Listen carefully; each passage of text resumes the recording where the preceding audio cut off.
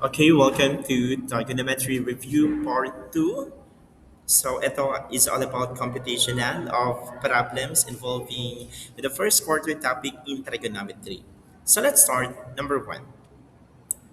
A right triangle has one leg measuring 24 centimeters and a hypotenuse measuring 32 centimeters. Determine the length of the other leg of the triangle. So ito, since we're dealing with a right angle triangle, para makuha po yung nawawalang haba ng other leg of a triangle, so gagamitan natin ng Pythagorean theorem. So bago natin gamitan, let's draw first. Ito yung una yung gagawin, no? To draw or sketch the given scenario. So anong meron tayo? We have a right triangle. So this is a right angle triangle. So sabi dito, one leg measuring 24 centimeters. So let's say this is the leg given, which is 24 centimeters. Tapos meron tayong 32 centimeters as the hypotenuse. At ang nawawalang leg, let's say this is x centimeters. Since this is a right angle triangle, pwede natin gamitan ng Pythagorean theorem.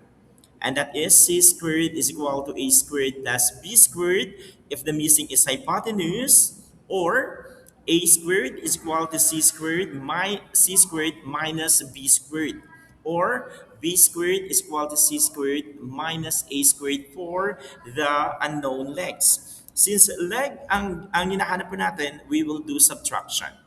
So this is our formula. This is the leg is equal to the hypotenuse squared minus the square of the given leg. Okay? Then compute po natin itong 32 squared to get 1024. Compute po natin yung 24 squared to get 576.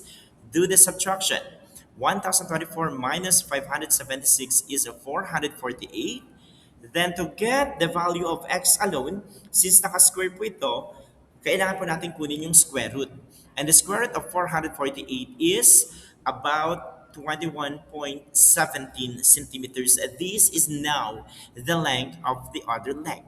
21.17 centimeters. Number 2. So same problem.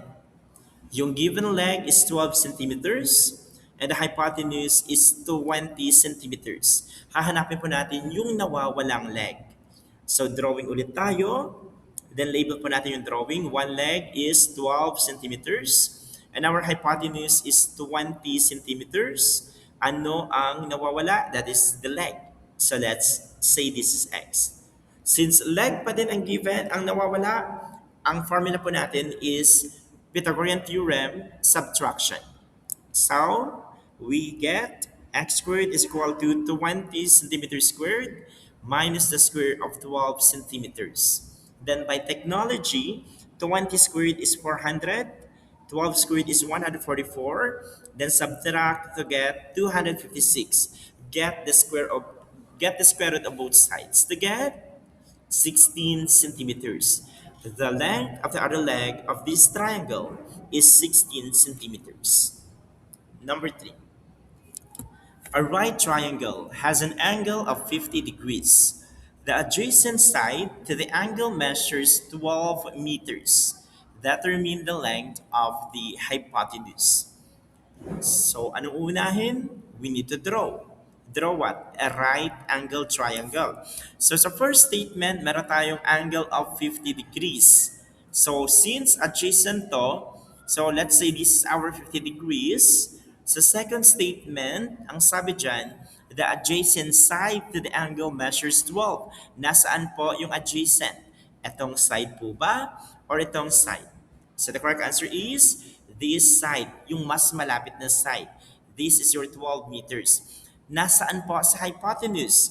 Yung slanted side of a right triangle. And this is your hypotenuse. Since itong hinahanap, let's say this is x meter. Okay? Now, with respect to the angle, meron pa tayong adjacent and we have hypotenuse. The question is, para ma-solve po ang nawawalang parts na to, gagamitan natin ng trigonometric ratio since we're dealing ng right angle triangle. So anong trigonometric ratios ang gumagamit ng adjacent at hypotenuse? We have that is cosine. Ang formula po natin ay cosine 50 degrees is equal to adjacent na 12 meters all over the hypotenuse which is x. Cosine po ang gagamitin. Then swap po natin yung position ni x at may cos 50 to get this. And then by calculator to get the value of 12.44 meters. This is now the length of the hypotenuse, which is about 12.44 meters. Number 4. So same problem, different given. Angle is 40 degrees. Adjacent side to the angle measures 8 meters. What is the length of the hypotenuse? Drawing ulit natin. Let's say this is our 40 degrees. Adjacent side is 8 meters. And this is our hypotenuse. Since ang given po natin ay adjacent at hypotenuse, ang angkop na trigonometric ratio na gagamitin is the cosine. So, ang formula ay cosine 40 degrees is equal to 8 meters all over x. Cosine theta is equal to adjacent over hypotenuse. To get the value of x, so do the butterfly method. Ito, pagpapalit lang po natin yung x at cos 40 to get 8 over cosine 40. And by calculator, 8 divided by cosine 40 is about 10.44 meters. So this is now the length of the hypotenuse. Number 5. A 15-meter ladder is leaning against a wall. The foot of the ladder is 9 meters away from the base of the wall. How high up the wall does the ladder reach? So, visual muna tayo. Sabi sa first statement, meron tayong hagdan that is leaning against a wall. So, ito po yan. We have the ladder and this is the wall. Second statement, or first statement, we have 15-meter ladder. That is the length of the ladder, 15 meters. Second statement, the foot of the ladder is 9 meters. What is 9 meters? 9 meters is the distance between the foot of the ladder and the base of the wall. So this is your 9 meters. The question is, what is the height of the wall in which the ladders, yung na-reach po sa tuktok? Okay? So let's say this is x meter. So meron po tayong tatlong sides. And this is a right angle triangle. Ano po ang gagamitin natin? We will utilize the Pythagorean theorem. Since ang nawawala po ay legs, we will do subtraction. So the formula is x squared is equal to the hypotenuse squared minus leg squared. That is 15 squared minus 9 squared. 15 squared is 225 and the 9 squared is 81. Then subtract 225 at saka 81, that is 144. Get the square root to get 12 meters. The height of the wall, the ladder reach is equal to 12 meters. Number 6. So same problem. So meron tayong 32-meter ladder. Meron tayong 12 meters na distance from the base of the wall to the foot of the ladder. Still, same question. How high is the wall is? Okay, so meron tayong x meters. Then, Pythagorean theorem pa rin tayo. That is subtraction. So this is substitution. So 32 squared is 12 is 1024. And the 12 squared is 144. Subtract po natin to get 880. And the answer is, we have about 29.65 meters. This is now the height of the wall, the ladder reach. Number 7. A student stands 25 meters from the base of a flagpole. The angle of elevation from the student's eye level to the top of the flagpole is 38 degrees. The student wants to determine the height of the flagpole. Now, aalamin natin gaano ka taas yung flagpole. So drawing tayo, we have the student and we have the flagpole. Meron tayong 25 meters and that is the distance between the student and the flagpole. Layo ng student sa flagpole. And the angle of elevation is 38 degrees from the student's eye level to the top of the flagpole. So kung gusto pong alamin ng estudyante kung gaano kataas ang flagpole, and that is, so apply po natin yung angle of elevation. So meron tayong angle which is 38 degrees. We have 25 meters which is the distance. So with respect to 38 degrees, what they call 25? This is adjacent. Ang hinahanap po natin ay height. With respect to the angle again, height is opposite. Kaya gumamit po tayo ng y, okay, cosine. So, hindi cosine dapat, no? We will use the tangent. Okay? TOA. Kasi opposite. So, we have tangent 38 degrees. So, opposite nito ay x. So this is x, and this is, we have 25 meters. So again, tangent ang gagamitin kasi ang given po natin ay adjacent at opposite. X is our opposite, adjacent is 25. Then, gawin po natin dito ay ililipat lang po sa 25. Hindi sila magsaswap. Okay? Kasi nawawala si x, para matanggal yung 25, ilipat lang po natin yung 25 meters sa kabila. And we will get 25 meters tangent 38 degrees. And that is the value of x. And by calculator, wala akong calculator today. So, anong tamang sagot here? Okay, let me check my online calculator first. Okay, so we have 25 times tangent 38. And the answer is, and the answer is what? Okay, and the answer is about 19.53 meters. So ito na po yung height of the flagpole. So the height of the flagpole is about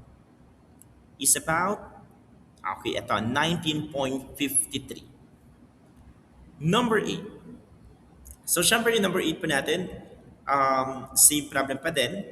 So ito, different given. So meron tayong 42 meters from the base. Ito po yung 42 meters. Yung angle of elevation po natin ay 43 degrees. Ang hinahanap ulit natin is the height of the flagpole.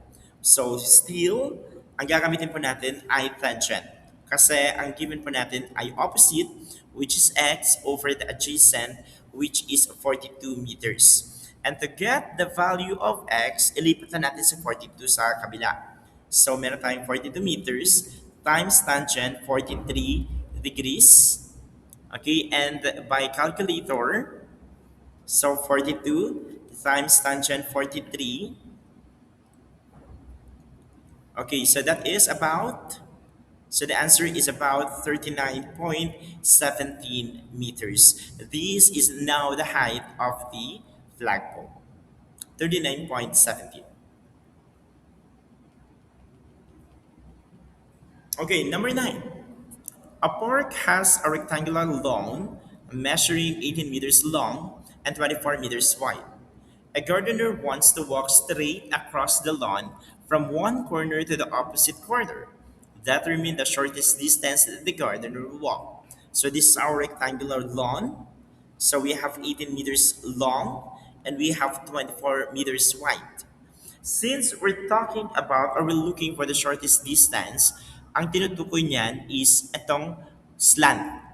Okay, so the slanting side, atong diagonal. This is the shortest distance. Since makakabuo po tayo ng right angle triangle, gagamit tayo ng Pythagorean theorem. At yung nawawala po is yung hypotenuse. That is the shortest distance. Since hypotenuse ang nawawala, we will use addition. And our formula will be x squared is equal to the square of 24 meters plus square root of 18 meters. Then by calculator, the square root of 24 is 576 and the square root of 18 is 324. Do the addition to get 900. Get the square root to get 30 meters. So the shortest distance the gardener will walk is 30 meters. Yun lang. And number 10, last item. So same park, 30 meters po yung long and 36 meters yung wide. Same pa din ang hahanapin, the shortest distance at the garden. So try niyo po for 10 seconds if you have calculator. 10 seconds go.